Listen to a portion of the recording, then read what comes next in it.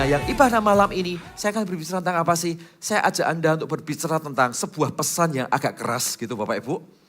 Tapi sebenarnya penuh dengan pengharapan. Ya, saya mau ajak Anda untuk membuka di dalam Sakaria 1, mulai kita baca ayat yang pertama, Bapak Ibu Saudara. Sakaria 1, ayat yang pertama.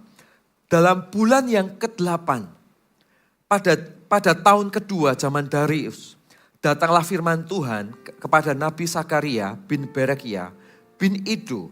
Bunyinya, sangat murka Tuhan atas nenek moyangmu. Sebab itu katakanlah kepada mereka, beginilah firman Tuhan semesta alam. Kembalilah kepadaku, demikianlah firman Tuhan semesta alam. Maka aku pun akan kembali kepadamu. Jadi Tuhan itu sederhana Bapak Ibu Saudara. Sesederhana apa? Sesederhana begitu seseorang kembali kepada dia, maka dia juga Allah yang pasti kembali dalam hidup kita. Sesederhana itu gitu ya.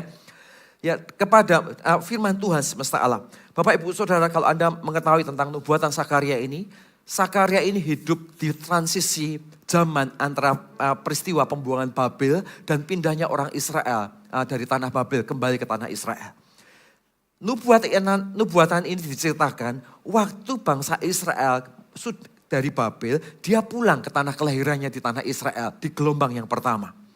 Dan ternyata di gelombang yang pertama itu dengan mimpi untuk membangun kembali Israel. Tapi saat mereka pulang ke tanah kelahiran dengan mimpi membangun kembali tanah Israel, di waktu yang sama ternyata mereka tidak cepat langsung selesai dan shifting melihat kesempatan baru yang Tuhan buka ketika mereka keluar dari Babel. Tapi mereka justru menyembah Allah lain. Mereka hidup dengan berbagai macam dosa. Mereka justru penuh dengan caci maki tentang sebuah keadaan di mana Tuhan seharusnya memberi kesempatan untuk membebaskan mereka. Tapi di tempat kebebasan di mana mereka memulai sesuatu, justru mereka tidak balik kepada Tuhan. Tapi hidup mereka justru menjauh dan penuh dengan kompromi. Dan banyak peristiwa terjadi pada saat kembalinya bangsa Israel dari pembuangan Babel pada saat itu. Nah, salah satu penglihatannya apa Bapak Ibu Saudara? Salah satu penglihatannya adalah Anda bisa buka dalam Sakaria 5 ayat 5-11. Ini salah satu saja yang saya akan bacakan untuk Anda. Sakaria 5 ayat 5. Tampillah malaikat yang berbicara dengan aku itu, katanya kepadaku, cobalah, layangkanlah matamu dan lihatlah apa yang muncul itu. Lalu tanyaku, apa itu? Jawabnya, yang muncul itu sebuah gantang, Bapak Ibu Saudara. Lagi katanya, inilah kejahatan mereka di seluruh bumi. Oke, jadi Tuhan tuh ngomong ke Sakaria, dia ngomong, coba layangkan pandangmu. Dikasih penglihatan. Aku akan menunjukkan kepadamu kejahatan Israel. Waktu ditunjukkan, ternyata yang ditunjukkan itu gantang. Oke ya, Anda nangkap dulu. Jadi ini cerita tentang kejahatan Israel. Dan waktu Tuhan mau tunjukkan dalam bentuk penglihatan, ternyata Tuhan tunjukkan penglihatan dalam bentuk gantang. Bapak Ibu Saudara. Anda lihat kalimat berikutnya. Lalu tanyaku, jawabnya, yang muncul itu sebuah gantang. Lagi katanya, inilah kejahatan seluruh negeri. Jadi dikatakan gantang itu adalah simbol kejahatan dari seluruh negeri. Kurang lebih begitu.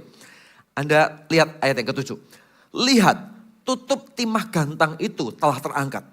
Dan seorang perempuan duduk di dalamnya. Ayat yang ke-8. Kemudian berkatalah ia, itulah kefasikan.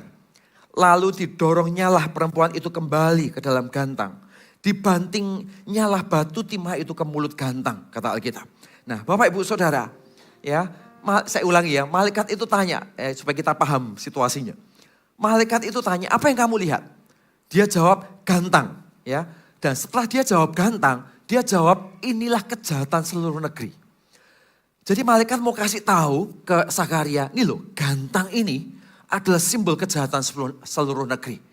Terus pertanyaan berikutnya, kenapa kok gantang jadi simbol kejahatan seluruh negeri? Gitu kan? Anda lihat kalimat berikutnya ya. Lihat, tutup timah gantang itu telah terangkat dan seorang perempuan duduk di dalamnya. Jadi kenapa kok gantang itu jadi simbol kejahatan seluruh negeri? Karena waktu gantang itu dibuka. Begitu gantang itu dibuka, ternyata di situ ada perempuan dalam gantang, Bapak Ibu Saudara. Ada perempuan dalam gantang, kemudian ayat yang ke-8 dikatakan itulah lambang tentang kefasikan. Ya, itulah lambang tentang kefasikan. Lalu didorongnya lah itu perempuan kembali ke gantang, dibantingkanlah batu timah itu ke mulut gantang, Bapak Ibu Saudara. Jadi ini bicara tentang apa sih, Bapak Ibu Saudara? Saya coba urai satu-satu ya. Gantang itu bicara tentang apa sih? Gantang itu bicara tentang alat ukur dari sebuah kuantiti. Ya, jadi kalau Anda dengar Alkitab mengatakan gantang, maksudnya gantang ini apa sih? Gantang ini seperti alat ukur, Bapak Ibu Saudara. Alat ukur untuk menilai sebuah kuantiti. Jadi tahukah Anda, waktu kita mengikut Tuhan, ya, pola di dalam kehidupan kita mengikut Tuhan itu ada ukurannya, Bapak Ibu Saudara. Ada penilaiannya. Ya, ada sebuah posisi tertentu yang menjadi tolak ukur tentang kejelasan hati seseorang. Ya, jadi kalau Anda perhatikan hari ini saya khotbah sepanjang hari ini saya banyak berbicara tentang satu area ini, yaitu kondisi hati kita memperlakukan Tuhan, memperlakukan kehidupan dan memperlakukan sesama manusia kita. Nah, dalam hidup ini waktu kita ikut Tuhan, Tuhan itu punya tolak ukur dalam hidup kita. Tolak ukurnya apa? Tolak ukurnya kalau di dalam cerita ini dia menggunakan simbol gantang ya sebagai alat ukur kuantiti. Alat ukur kuantiti berbicara tentang, hey, kalau kamu ikut Tuhan, punya kejelasan tentang kuantitinya. Punya kejelasan tentang tolak ukurnya. Punya kejelasan tentang kondisi hatinya. Dan begitu tidak ada kejelasan tentang kondisi hati, maka disitulah ada masalah. Nah, bangsa Israel dalam konteks ini, Tuhan, malaikat ngomong kepada bangsa Israel. Ketika si gantang tadi itu, dibuka alat ukurnya, ternyata alat ukur di dalam alat ukur ini bukan ditemukan sesuatu yang baik, tapi ditemukan perempuan di dalam gantang. Dan Alkitab berkata itulah lambang kefasikan. Jadi Alkitab mau ajarin kita, lambang kefasikan itu apa? Lambang kefasikan adalah orang-orang ini kejebak. Menjadi orang-orang yang tahu kebenaran, tahu janji Tuhan, tahu apa yang benar, apa yang baik dalam hidupnya. Tetapi dia tidak belajar menghidupi kebenaran itu. Saudara, apa sih yang saya mau katakan? Ini berbicara tentang kehidupan yang double life. Oke? Ini berbicara tentang kehidupan yang double life. Tahukah kefasikan itu tidak pernah muncul ke permukaan. Kefasikan itu selalu ada di dalam gantang. Gak kelihatan. Yang terlihat cantik selalu gantang yang ada di luar. Tapi Tuhan mengukur bukan apa yang kelihatan di luar. Tuhan mengukur dengan cara dia buka gantangnya. Dan ketika dibuka gantangnya ternyata ada perempuan di situ. Dan perempuan itu bicara tentang kefasikan. Kefasikan itu berbicara tentang segala sesuatu yang sudah kita tahu. Jadi ini bukan problem orang yang tidak percaya. Tapi ini adalah masalah orang yang sudah kenal Tuhan. Yang mengerti janji Tuhan. Tapi problemnya adalah mereka tidak tumbuh untuk menghidupi kebenaran sebagai miliknya. Sehingga apa yang terjadi? Dia punya double life, Bapak Ibu. Dia punya double life. Dia punya kehidupan ganda. Ya, dia punya kehidupan ganda di dalam hidupnya keseharian. Dia punya keputusan-keputusan ganda untuk banyak hal. Dia bisa kelihatan cantik dan baik untuk satu area. Tetapi di sisi yang lain dia punya banyak kompromi-kompromi sebagai double life yang dia hidupi di sana. Apakah dia gak tahu tentang kompromi itu? Dia tahu. Dia tahu tentang semua kompromi itu. Tetapi itulah double life yang dia hadapi. Di satu sisi dia menampilkan kehidupan yang cantik. Di sisi yang lain dia punya double life yang tidak selesai di dalam hidupnya. Saudara, ini adalah pembunuh kekristenan yang kedua. Yang pertama kalau saya tadi katakan, yaitu kekerasan hati kita. Karena kekerasan hati kita adalah keputusan hidup kita. Yang kedua adalah kefasikan. Karena kefasikan adalah pembunuh kekristenan. Kefasikan adalah pembunuh pertumbuhan. Kefasikan itu menjalar bukan kepada orang yang tidak mengenal Tuhan. Tapi kefasikan itu menjalar kepada orang yang sudah mengenal Tuhan. Kalau orang yang memang tidak mengenal Tuhan, mereka gak ngerti bedanya fasik dan gak fasik. Kenapa? Karena pada dasarnya mereka memang sudah mendeklar dirinya sebagai orang yang tidak kenal Tuhan. Tapi bagi orang yang mengenal Tuhan, kefasikan adalah jebakan. Kita tahu kebenaran, tapi kita kejebak untuk tidak menghidupi kebenaran. Dan sebagai dampak yang keluar, kita akan selalu punya kehidupan ganda. Kita bisa jadi suami yang baik di rumah. Tapi kita punya istri yang banyak di kota-kota lain. Sorry ngomongnya kasar ya Bapak Ibu. Ya, kita bisa jadi seorang istri yang luar biasa di rumah. Ya, Tapi kita punya cerita-cerita lain tentang kehidupan kita sebagai seorang wanita di luar. Kita bisa jadi seorang anak manis di rumah untuk ayah dan ibu kita.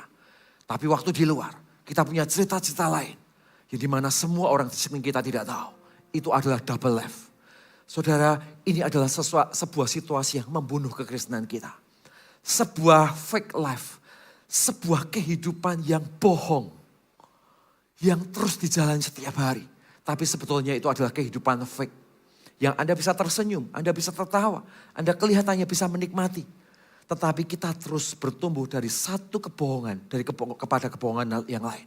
Kita tutupi satu keadaan demi menyelamatkan sebuah keadaan yang lain. Di keadaan lain kita tutupi kembali demi menyelamatkan sebuah keadaan yang lain.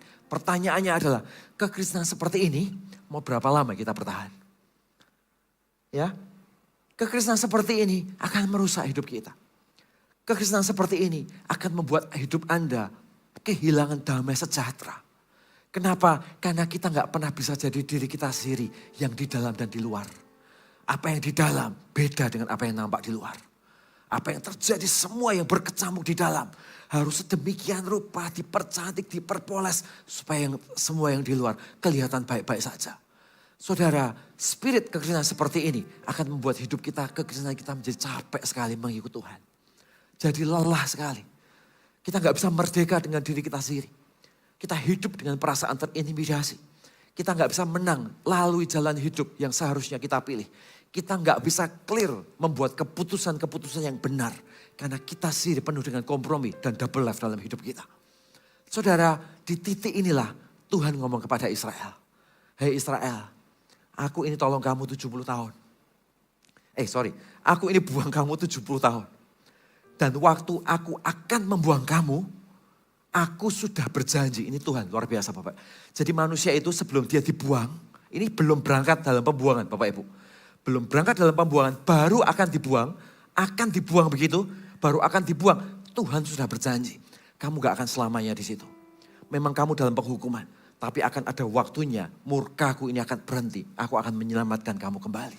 Itu Tuhan Bapak Ibu. Ya, jadi dia bukan Allah ya, syukurin lu berbuat dosa kan, kamu harus dihukum kan, ya udah masukin aja ke situ, tuh rasain tuh, mati lu, rasain lu sengsara kan, rasain lu sengsara terus. Tuhan kita gak gitu.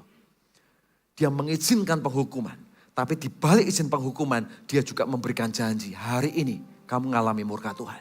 Tapi di waktu yang sama, 70 tahun setelah ini kau akan keluar dari tempat itu dan kau akan kembali kepada janji Tuhan yang sebelumnya. Itu Tuhan dalam hidup kita. Saudara, di tengah-tengah janji Tuhan yang seperti itu, bangsa Israel itu keluar. Kembali ke Israel. Waktu dia kembali ke Israel, ternyata mereka juga masih kejebak dengan sesuatu yang salah. Karena itulah kenapa kok malaikat Tuhan datang kepada Zakaria dan berkata, kamu gak lihat apa yang sudah kulakukan 70 tahun dengan semua kasih karunia? Kau gak lihat apa yang sudah aku lakukan kepada Israel dengan semua kekerasan hatinya? Tapi sampai titik ini, mereka tetap memilih untuk punya double life dalam hidupnya. Saudara, itulah yang membuat Tuhan marah dan memberikan beberapa penglihatan kepada Zakaria di zamannya. Nah hari ini sama juga dengan kehidupan kita. Kekristenan tidak boleh menjebak kita. Jadi orang yang hyper kasih karunia, seolah-olah Tuhan melegalkan semua keputusan Anda. Atau sebaliknya, kekristenan membuat Anda jadi orang yang Taurat minded. Segala sesuatunya aturan. Sehingga Anda hidup di dalam rasa bersalah dan intimidasi. Kekristenan gak ngajarin gitu. Kekristenan ngajarin kita untuk menjadi orang-orang yang punya rasa takut akan Tuhan. Rasa takut akan Tuhan itulah yang membuat apa yang ada di dalam. Dan apa yang ku keluarkan sama Bapak Ibu. Apa yang di dalam dan apa yang ku keluarkan sama. Integritas kita terjaga. Karena kita tahu di hidup kita ini punya rasa hormat dan takut akan Tuhan yang kita hidupi dalam hidup ini. Saudara, ayo sama-sama kita bertumbuh ke arah ini. Kekristenan yang kita bangun. Bukan hanya kekristenan ya, yang sekedar punya kualitas yang rendah di hadapan Tuhan. Tapi kekristenan yang mau melakukan apa yang seharusnya kita hidupi. Bukan kekristenan yang fasik.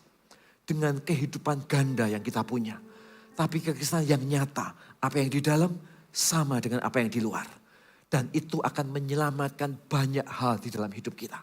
Kita lanjutkan kalimat berikutnya. Anda bisa lihat ayat yang ke-8. Kemudian berkatalah ia, itulah kefasikan. Lalu didorongnya lah perempuan itu kembali ke dalam gantang. Dibantingnya lah batu timah itu ke mulut gantang. Bapak Ibu, batu timah itu akar katanya dari satu kata namanya aperet. Yang artinya adalah sesuatu yang sangat, kuantitinya sangat padat dan berat. Jadi aperet itu kuantitinya padat dan berat sekali. Tapi yang luar biasa adalah dalam ayat ini diceritakan batu timah itu yang kuantitinya sangat berat dan padat itu bisa diangkat dan dibanting. Bapak Saudara. Anda berasa sesuatu enggak? Ya, diangkat dan dibanting. Padahal itu sesuatu yang sangat berat dan padat Bapak Ibu Saudara. Tapi Tuhan izinkan ada satu fase hidup. Batu timah itu seperti diangkat dan dibanting kembali. Apa yang Tuhan mau katakan Bapak Ibu Saudara? Tuhan mau ngomong begini loh. Hidup kita yang punya double life. Soon or later. Semua yang kita tutupi dalam hidup ini akan dibuka oleh Tuhan. Cepat atau lambat. Semua yang tidak clear dalam hidup kita. Semuanya akan dibuka. Kenapa? Karena Tuhan kita itu fair Bapak Ibu. Dia memberikan semua janjinya tanpa untung-untungan. Tapi di waktu yang sama dia juga memberlakukan ya cara kerja kerajaan Tuhan dengan terbuka untuk semua orang. Karena itu Alkitab mengajarin kita apapun yang kita lakukan. Kenapa kok Tuhan menantang kita untuk gak punya double life? Karena Tuhan ngajarin kita soon or later. Semua yang terjadi dalam hidup kita akan dibuka. Dan tidak ada yang tersembunyi. Entah itu kebaikan. Entah itu sesuatu yang buruk. Entah itu sesuatu yang menjadi double life dalam hidup kita. Atau sesuatu yang benar-benar adalah integritas dalam hidup kita. Semuanya akan dibuka. Dan saat dibuka, disitulah semuanya akan dituai Bapak Ibu. Mereka yang menuai integriti, ya, mereka yang menabur integriti, mereka akan menuai promosi. Mereka yang menabur double life, mereka juga akan menuai masalah di kemudian hari. Pertanyaannya adalah, akankah kita jadi orang Kristen yang jenisnya begini Bapak Ibu? Ya, akankah kita jadi orang Kristen yang pola pikirnya seperti ini? Saya pikir tidak. Bukan cara seperti itu mengikut Tuhan dengan benar. Bukan cara seperti itu untuk kita sungguh-sungguh menjadi seseorang yang melihat Tuhan di atas segala sesuatunya. Bukankah Dia Allah yang sudah memperlakukan kita dengan semua janjinya yang dibutuhkan dalam hidup kita. Dia tidak pernah menahan-nahannya. Dan dengan sederhana dia ingin satu hal. Ya, ayo jalani tanpa double life. Dan biarkan kehidupan itu, keputusan-keputusan hidup kita akan mempromosikan hidup kita sendiri bersama dengan perjalanan hidup kita untuk mengenal Tuhan. Itu cara Tuhan bekerja dalam hidup kita Bapak Ibu Saudara. Karena itulah kenapa kok malaikat Tuhan ngomong kepada Zakaria. Dia marah kepada Israel. Kalau saya tarik ini ke khotbah eksposisi, Anda akan melihat kenapa kok kitab Zakaria itu dimunculkan Tuhan dengan beberapa penglihatan yang connect semuanya. Bapak Ibu saya gak akan bahas di sini nanti lama gitu ya. Tapi cerita tentang kitab Zakaria ini adalah cerita tentang kasih karunia Tuhan.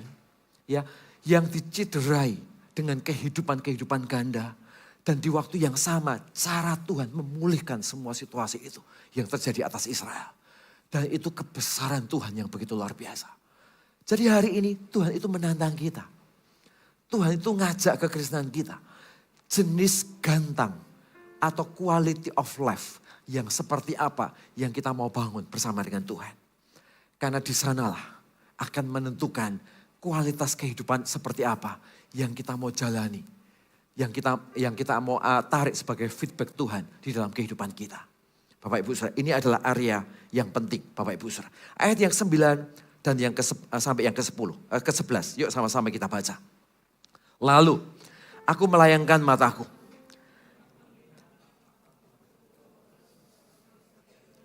Ya.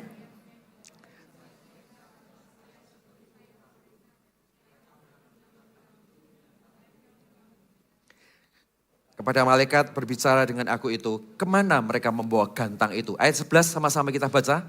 Jawabnya kepadaku, ke tanah Sinear, untuk mendirikan sebuah rumah bagi perempuan itu. Dan apabila itu selesai, maka mereka menempatkan dia di sana, di tempat rumah itu didirikan. Bapak Ibu, ayat ini mengerikan sekali. Sadarkah Anda? Kita baca satu-satu ya. Ayat yang ke-11 dikatakan demikian. Jawabnya kepadaku, ke tanah Sinear. Ya jadi gantang itu dibawa kemana? Ke tanah Sinear. Anda tahu apa itu tanah Sinear? Tanah Sinear adalah tanah dari salah satu wilayah Babel. Oke, jadi ada sebuah kawasan di Babel, di sana ada satu tanah rendah yang disebut sebagai tanah Sinear.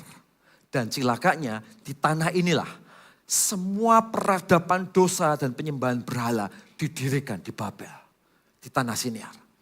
Dan Alkitab ngajarin perempuan dalam gantang itu dibawa kemana? Dibawa ke tanah Sinear, Bapak Ibu Saudara. Jadi Alkitab itu mau kasih tahu kita, double life itu punya iklim untuk dia bisa bertumbuh. Ini yang saya mau bahas. Kehidupan yang double life itu punya iklim untuk dia bertumbuh. Contoh, kalau Anda tanam durian, ya Anda tanam durian, kalau durian masih banyak ya, di banyak tempat masih bisa. Anda tanam, apa yang susah? Jeruk. Ya, jeruk atau stroberi. Kalau Anda tanam stroberi, Anda nggak mungkin kan tanam di pinggir pantai begitu, di pinggirnya pantai depannya Kendari begitu, Anda tanam stroberi, terus ayo sama-sama kita petik stroberi di mana? Itu di pinggir pantainya Kendari. Nggak mungkin Bapak Ibu Saudara.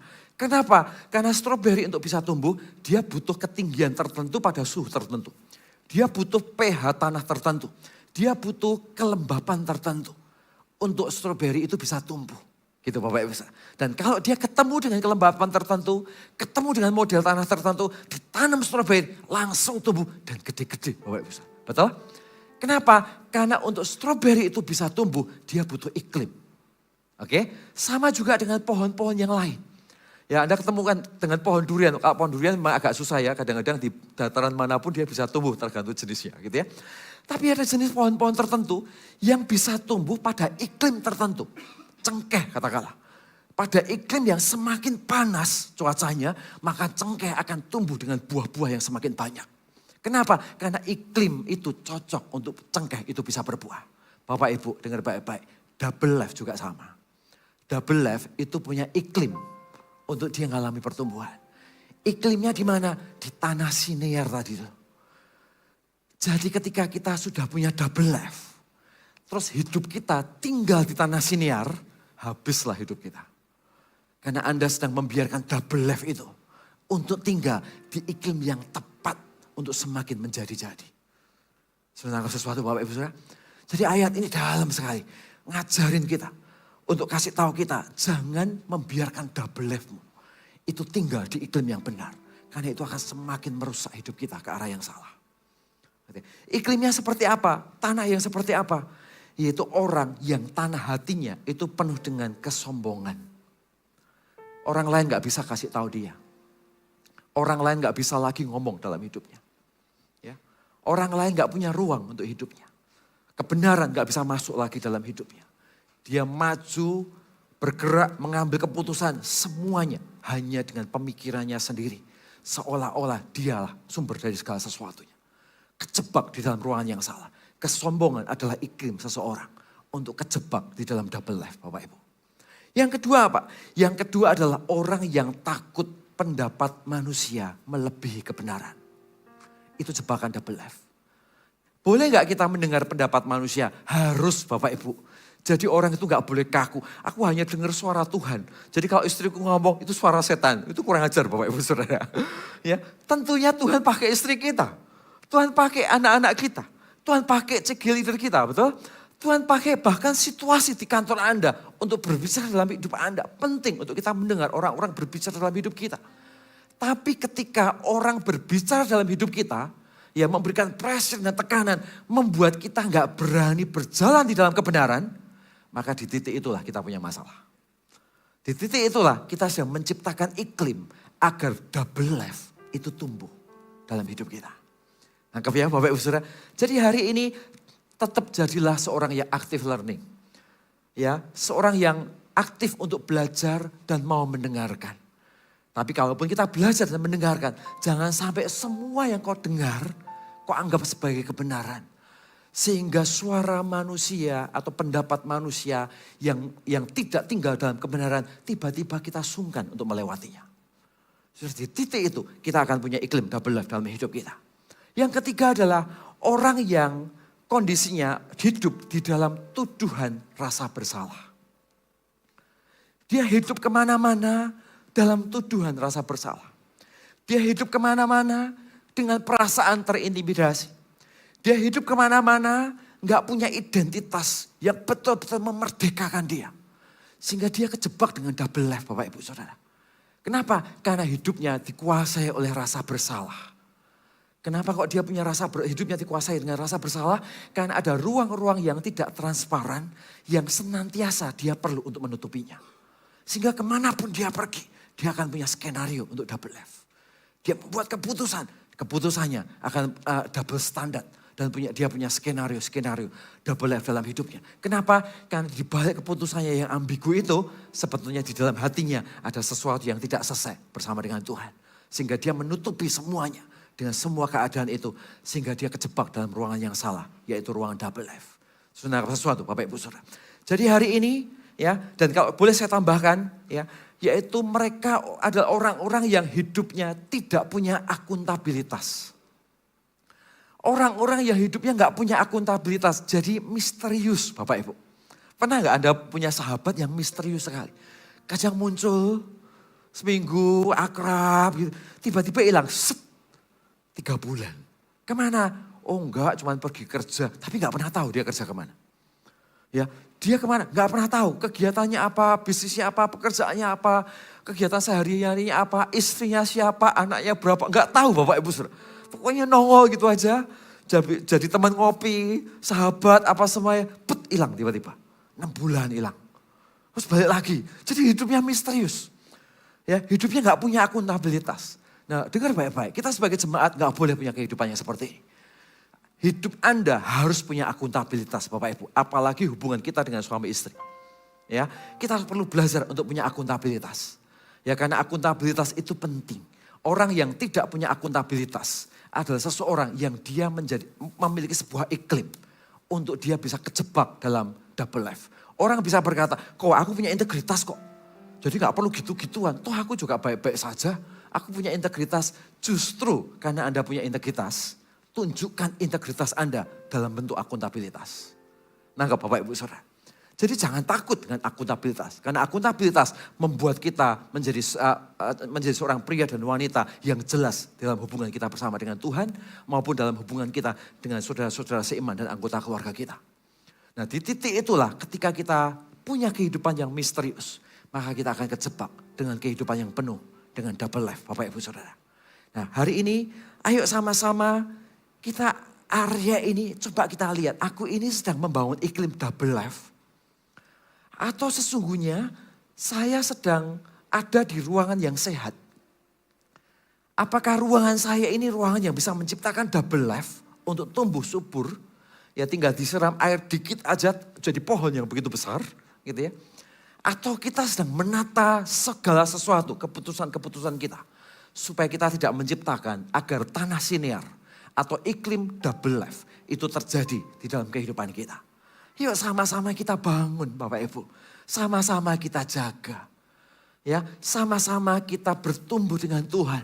Dengan cara tidak memberi ruang. Agar iklim double life ini tidak tumbuh subur di dalam kehidupan kita. Yuk sama-sama kita bangun. Kenapa? Karena orang-orang yang double life pasti dia punya kesepian. Pasti dia punya rasa bersalah. Pasti dia punya kehidupan yang gak damai sejahtera. Ya, kemana-mana kayak ada perasaan gak tenang. Kemana-mana kayak ada sesuatu yang gak merdeka. Kemana-mana kayak ada sesuatu yang gak selesai. Kenapa? Karena kita gak punya akuntabilitas Bapak Ibu. Dan ini membunuh damai sejahtera kita. Membunuh hal-hal baik dalam hidup kita. Ya, akhirnya pergi dengan istri, pergi dengan anak-anak. Wah kepikiran macam-macam gak tenang dan sebagainya. Ya, karena kita punya double life yang tidak selesai. Ya, Anda ketemu dengan seseorang, ketemu dengan orang-orang di rumah kita, punya banyak skenario. Mau jawab sesuatu Anda harus ingat-ingat, minggu lalu jawabanku apa ya? Kalau salah jawab, langsung 1-0 Bapak Ibu.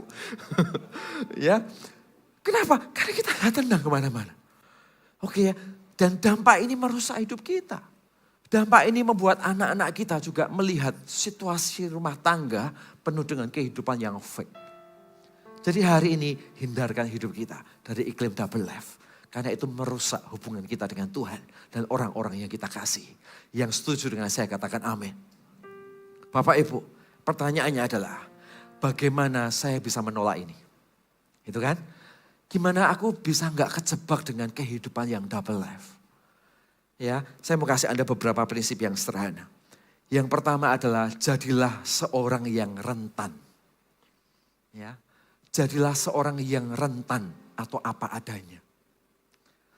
Ya, jadi gini loh, kita ini gak perlu nampak atau gak perlu punya harga diri seolah-olah setiap kali ketemu orang harus sempurna di matanya.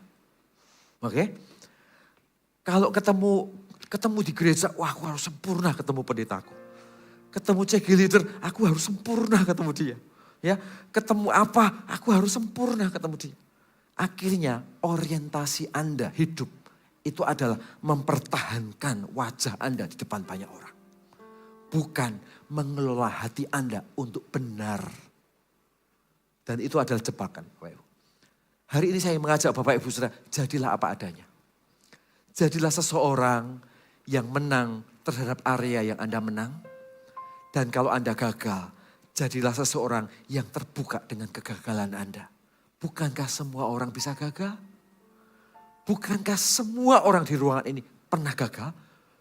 Kalau nggak ada yang nggak pernah gagal, Bapak Ibu silahkan maju ke depan. Ya, kita foto berminggu-minggu di tempat ini. Ya, nggak mungkin. Semua kita pernah gagal. Jadi nggak perlu punya konsep diri yang salah tentang diri kita sendiri. Ya, Anda nggak perlu harus nampak sempurna di depan semua orang, itu melelahkan. Lebih baik Anda belajar untuk nampak selalu benar di hadapan Tuhan. Walaupun demi benar, saya perlu mengaku kalau ada sesuatu yang salah. Demi benar, saya mau belajar untuk bertumbuh. Demi benar, saya rela seseorang koreksi saya. Demi benar, saya gak harus tampak sempurna. Tapi yang penting hatiku tumbuh dalam kebenaran. Bapak Ibu, spirit seperti ini adalah spirit yang enak sekali. Kekristenan jadi lebih santai dijalani. Sungguh Bapak Ibu, kekristenan jadi lebih santai dijalani. Anda perhatikan hamba-hamba Tuhan di GMS. Gak ada modelnya semuanya Bapak Ibu, betul?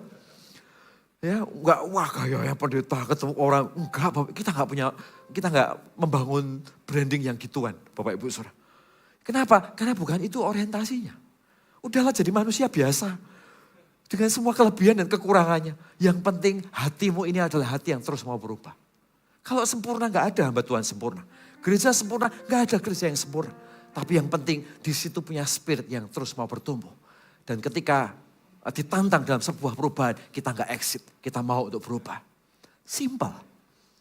Ya, jadi orang-orang jemaat ngelihat kami, ngelihatnya bukan hanya dengan kelebihan, tapi juga bersama dengan kelemahannya. Ya, orang-orang terdekat di sekeliling saya, mereka suruh nyebutin, kelemahannya apa, suruh nyebutin 1001 kelemahan, pasti mereka punya Bapak Ibu. Dan saya nggak pusing Bapak Ibu.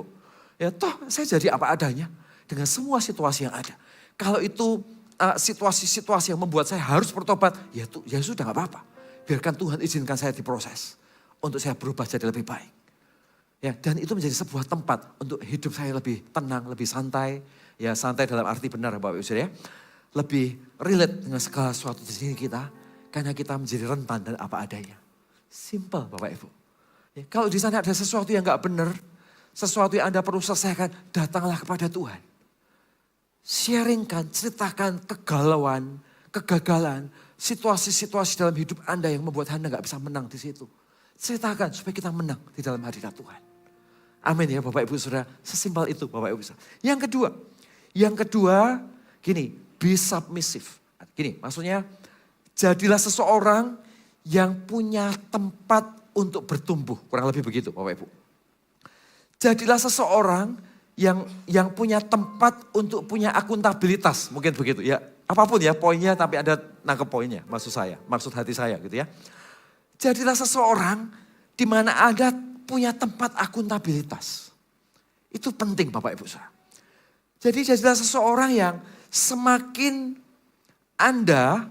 semakin Anda tumbuh, semakin Anda mengenal Tuhan di dalam pekerjaan, di dalam kehidupan sehari-hari, ya, semakin kita merasa senior untuk banyak hal, Bapak Ibu, semakin penting untuk Anda punya tempat akuntabilitas.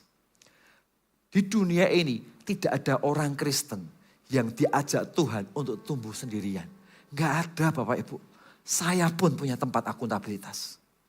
Ya, saya pun punya tempat akuntabilitas dengan pemimpin-pemimpin rohani saya.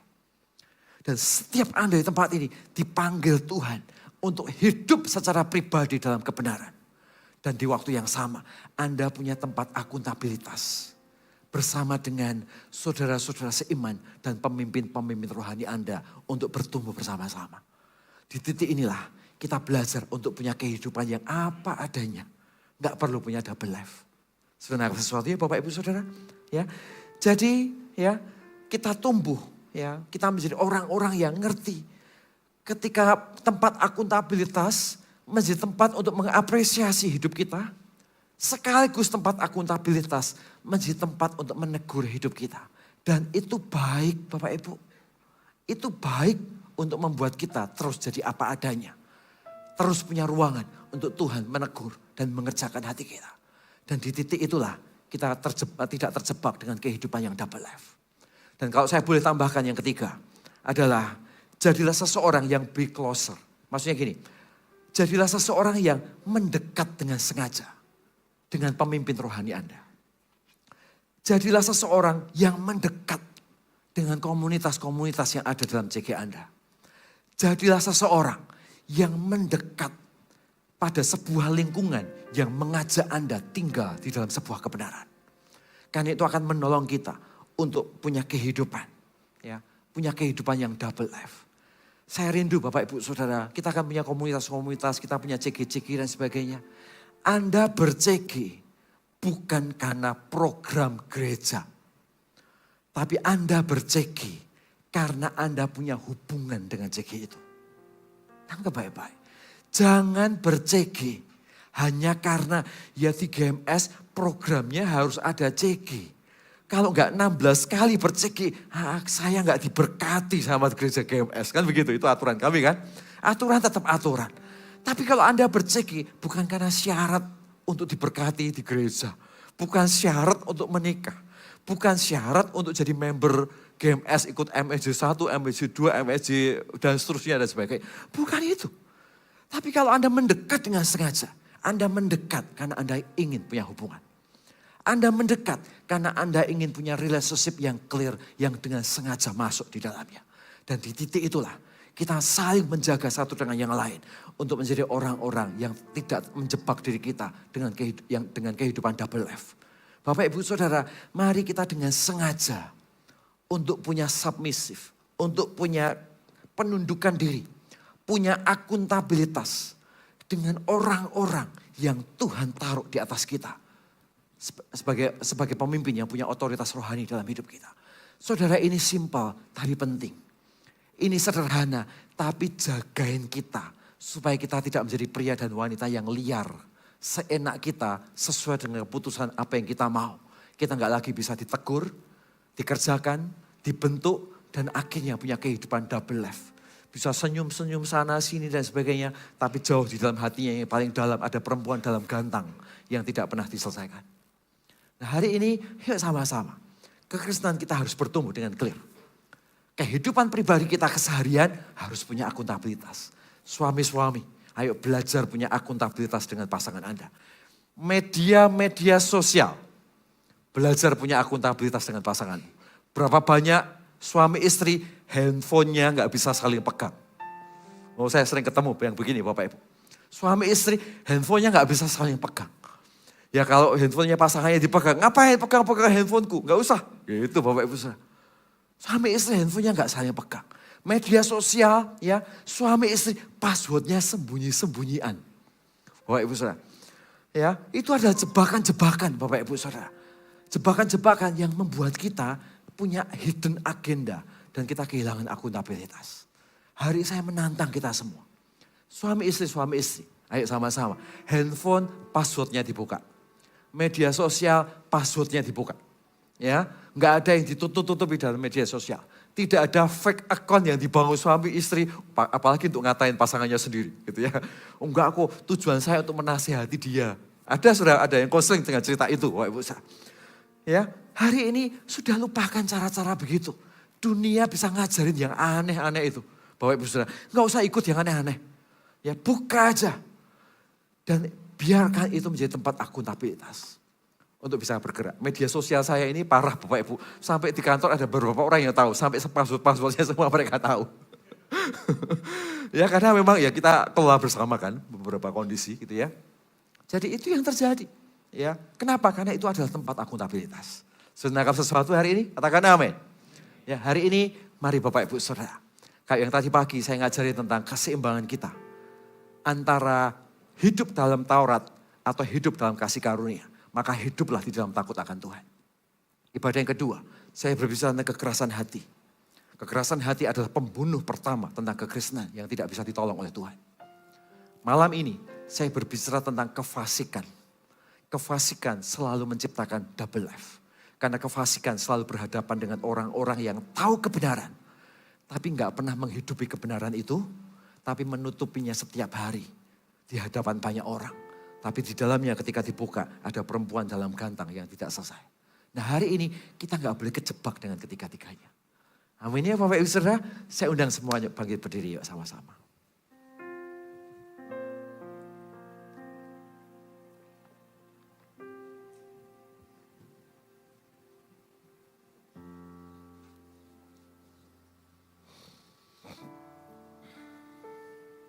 Sudah berkati hari ini, amin.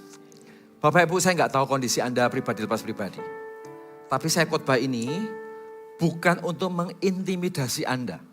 Oke ya, ada orang-orang yang terus terintimidasi waktu datang ke gereja. Enggak Bapak Ibu, saya datang, saya sharing bukan untuk nyalain Anda, bukan untuk nyerang Anda, bukan untuk mengintimidasi Anda, bukan.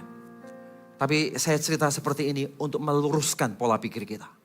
Kita harus clear untuk area yang seharusnya kita clear. Anggap ya Bapak Ibu Saudara, kalau ternyata di sana memang ada proses yang salah. Kalau ternyata di sana ada double life yang tidak selesai dalam hidup kita. Yuk sama-sama, pakai malam ini untuk kita satu persatu serahkan ke tangan Tuhan. Serahkan ke tangan Tuhan. Biarkan dia bekerja untuk memulihkan setiap kehidupan kita. Amin ya.